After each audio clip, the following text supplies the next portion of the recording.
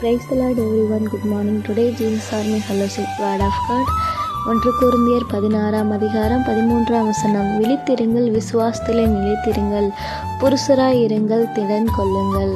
கர்த்தருடைய பரிசுத்த நாமத்துக்கு மகிமை உண்டாவதாக. இந்த நாளில் கூட கொரிந்து சபைக்கு பவுல் சொல்கிறார், விழித்திருங்கள், விசுவாசத்தில் நிலைத்திருங்கள். இந்த நாளில் நம்மளுடைய விசுவாசத்தில் கூட நிலைத்திருக்கும்படியாக சொல்கிறாங்க.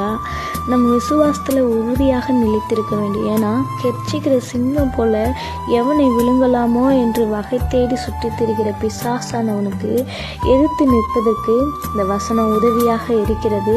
இயேசுவின் மீதுள்ள விசுவாசத்தில் நம்ம உறுதியாக நிலைத்து நிற்கிற ஒரு விசுவாசிக்கு எதிராக சாத்தான் எதுவுமே செய்ய முடியாது.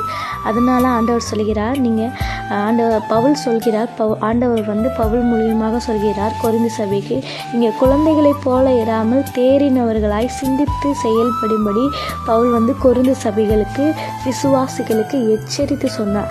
நாமும் குழந்தைத்தனமாக இராமல் தேறின கிறிஸ்தவராக இந்த நாளிலே இருக்க வேண்டும். நான் விழுந்து விடாதபடிக்கு எச்சரிக்கையாக இந்த நாளிலே காணப்பட வேண்டும். ஆண்டவர் இந்த நாளில் விழித்திருக்க சொல்லி எச்சரிப்பு கொடுக்கிறார். நீங்கள் விழித்திருந்து கர்த்தரிடத்தில் உள்ள விசுவாசத்தில் நிலைத்திருங்க. கர்த்தர் உங்களுக்கு பலம் தந்து அவர் உங்களை திடப்படுத்துவார். ஆமென். God bless you.